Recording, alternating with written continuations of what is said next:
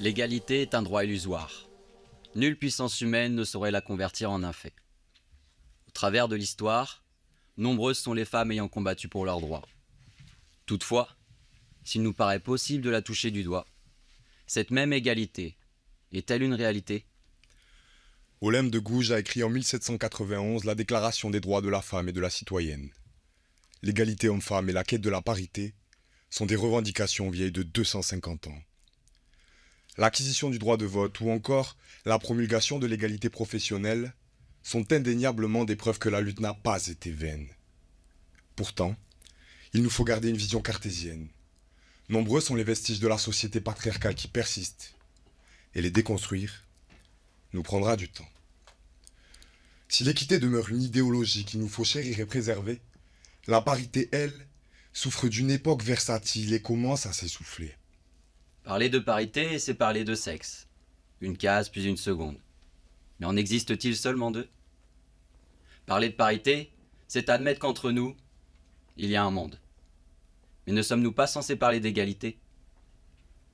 Parler de parité, c'est tenter l'aventure de l'unité, en avançant chacun de notre côté. Mais ne faisons-nous pas tous partie de l'humanité ? Lorsque je vous parle de parité, à quoi pensez-vous ? Puisqu'il nous faut aujourd'hui la définir, la parité désigne d'une part une égale répartition des sexes, et d'autre part une similitude exacte entre des êtres.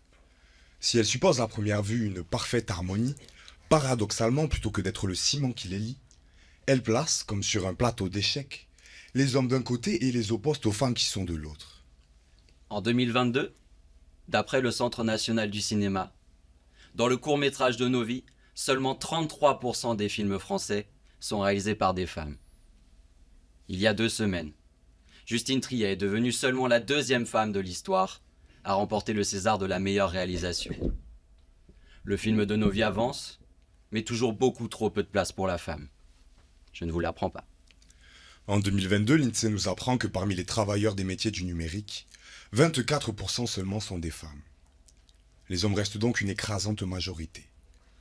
Par ailleurs, dans le secteur de la communication, 62% des postes sont occupés par la gente féminine. Elles sont donc ici les plus dynamiques. Et s'il est évident que parmi les exemples que nous avons cités, la parité est loin d'être une réalité, ces chiffres mettent en lumière une toute autre problématique. Les personnes transgenres et non-binaires ne sont en aucun cas recensées. 3% de la population française est laissée sur le côté.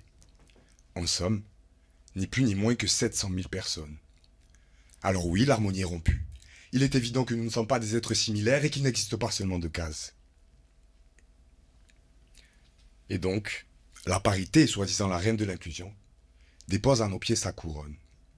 Maintenant, j'aimerais vous reposer la question. Lorsque je vous parle de parité, à quoi pensez-vous ? Que ce soit dans le cinéma ou le numérique, le constat est le même dans tous les secteurs, et la question en devient alors légitime.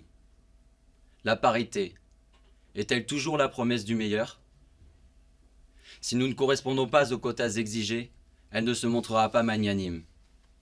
Si au contraire c'est en son nom que nous sommes choisis, elle ne nous reconnaîtra pas à notre juste valeur. Je ne sais pas pour vous, mais en ce qui nous concerne, nous ne souhaitons nous soumettre à aucune de ces alternatives. Alors permettez-nous de l'affirmer à notre époque. La parité est un concept obsolète, et il est plus que temps que la compétence prime sur le genre.